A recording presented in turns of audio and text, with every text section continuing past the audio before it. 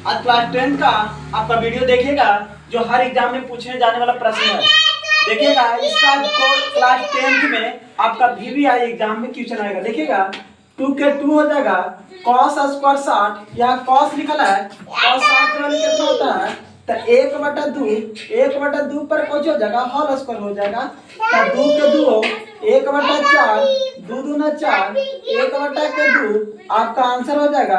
कोई दिक्कत? क्लास 10 में आपका इंपॉर्टेंट है। दूसरा प्रश्न को देखिएगा, इसको जोड़ने पर 90 आ जाए तो आंसर 1 हो जाएगा। देखिए 7 और 3 10 के 0, 6 2 8 कितना 9, 7 2 90, आंसर हो जाएगा कितना 1। आंसर कितना हो जाएगा 1 हो जाएगा।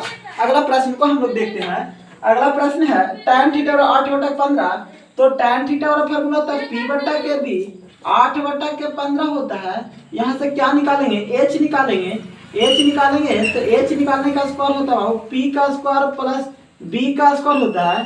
h का वैल्यू p का स्क्वायर मतलब 8 का स्क्वायर प्लस कितना b का स्क्वायर मतलब कितना 15 का स्क्वायर हो जाएगा। h बराबर 8 का स्क्वायर 64 और 15 का स्क्वायर कितना 225, h बराबर 289 कितना हो जाएगा 17 के। ये आपका h का वैल्यू कितना हो गया 17, h का वैल्यू कितना हो गया 17 हो गया। अब देखो ये है cosec, cosec थीटा और h बटा क्या होता है h बटा p होता है। h का वैल्यू कितना हो गया 17 हो गया और p का वैल्यू कितना हो गया p का वैल्यू हो गया 8, तो 17/8 हो जाएगा। अगला प्रश्न को हम लोग देखते हैं। अगला प्रश्न को मिटा लिखवा दो। देखिए अगला प्रश्न है आपका इस तरह से रहेगा। अगला प्रश्न रहेगा बाबू cosec स्क्वायर cosec थीटा बराबर √10 हो तो sec थीटा का मान क्या होगा, sec थीटा का मान क्या होगा। देखिएगा इसका प्रश्न को कैसे बनाइएगा, तब देखिएगा इसका प्रश्न को बनेगा। यहाँ पर भी देखिएगा cosec थीटा और फॉर्मूला क्या होता है, cosec थीटा h/p होता है। h बटा के क्या होता है h/p होता है, h/p तो √10/1। यहाँ से क्या निकालिएगा b निकालेगा। b निकालने के लिए फार्मूला है h² - p²। इसका देखते हैं b बराबर फार्मूला h² मतलब 10 √10 का स्क्वायर माइनस 1 का स्क्वायर हो जाएगा तो रूट स्क्वायर से रूट खत्म।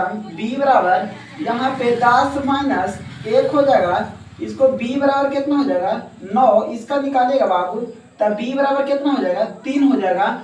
अब 3 हो जाएगा और दिया है यहाँ पे कौन सी सेक थीटा का वैल्यू क्या हो जाएगा h/b होगा, h/b h का वैल्यू कितना हो गया h का वैल्यू √10 और यहाँ पे p का वैल्यू कितना हो गया b का वैल्यू कितना हो गया 3 हो गया। आंसर दे लेगा आपका √10/3। अगला प्रश्न को देखते हैं कैसे बनेगा।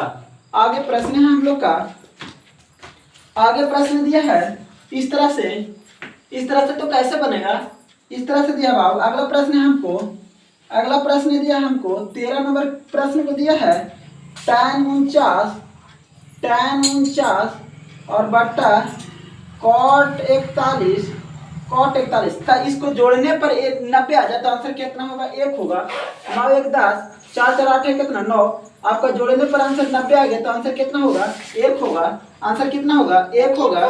अच्छा एक ऐसा प्रश्न को देखते हैं। अगला प्रश्न हम लोग का इस तरह से रहता है। आगे प्रश्न को देखिएगा, आगे इसको मिटाते हैं और आगे प्रश्न को हम लोग को क्या मिलेगा।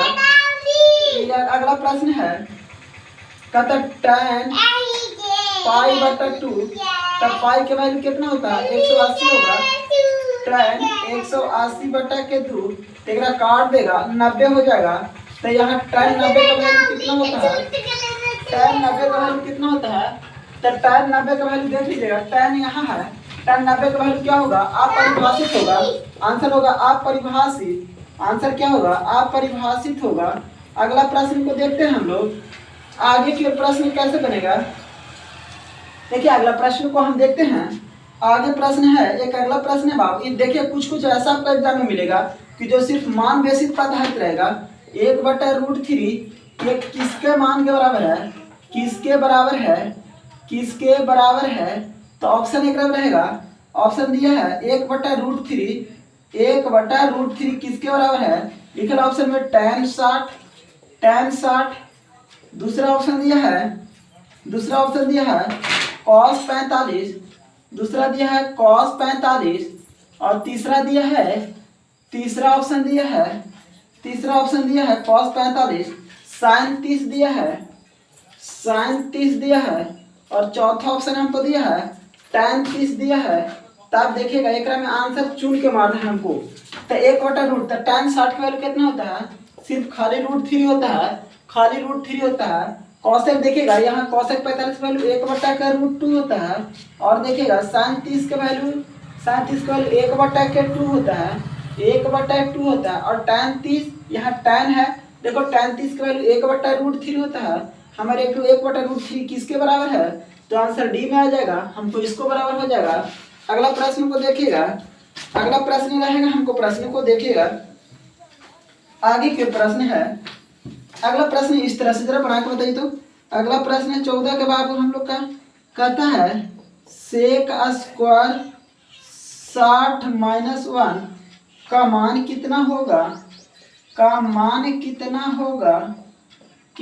होगा, तो आंसर क्या होगा। तब देखो जब इसको बनाइएगा तब sec स्क्वायर 60, देखो यहाँ sec यहाँ लिखा है, sec 60 का वैल्यू कितना है, 2 का स्क्वायर हो जाएगा, 2 का स्क्वायर -1, तो 2 का स्क्वायर कितना हो जाएगा, 4 हो जाएगा। 4 में से 1 घटेगा तो आंसर 3 होगा। आंसर कितना होगा, 3 होगा। अगला प्रश्न को देखते हैं।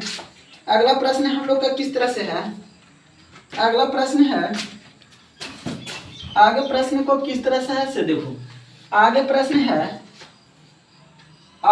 है देखिएगा sin π/4 और माइनस cos π/4 का मान कितना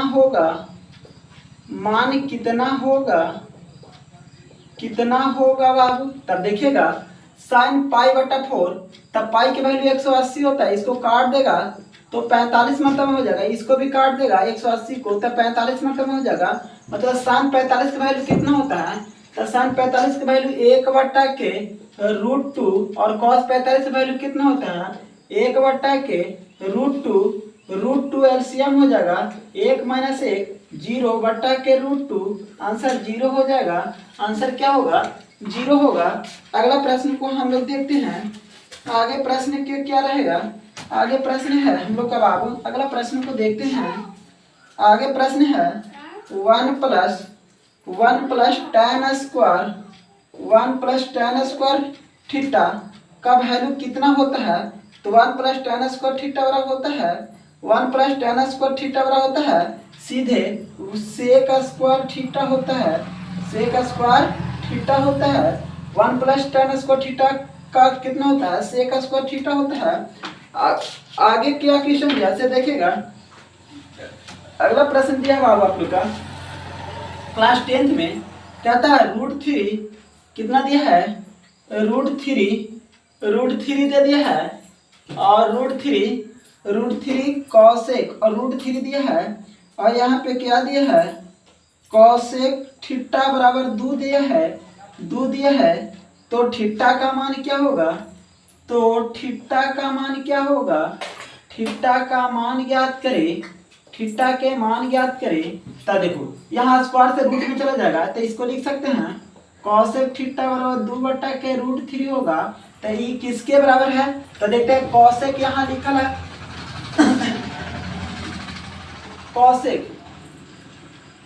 cosec का वैल्यू कितना लिखा है, मान गलती क्या लिख दी। फिर नेक्स्ट वीडियो मिलते हैं, फिर इतना नेक्स्ट वीडियो मिलते हैं।